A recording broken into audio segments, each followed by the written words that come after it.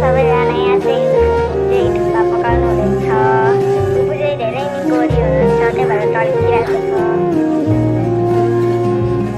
म चाहिँ बुबुभन्दा अलिक गाडी छु थोरै चाहिँ अब टमाटर प्याजहरू काट्नु हुँदैछ अनि यहाँ चाहिँ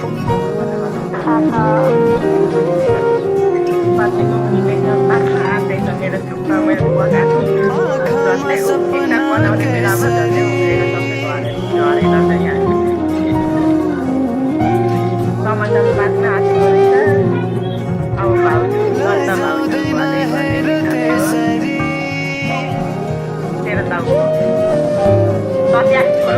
बनाउँदै गर्ने तर लिन्न यहाँ बाख्रा हाल्यो कि अब खाने हो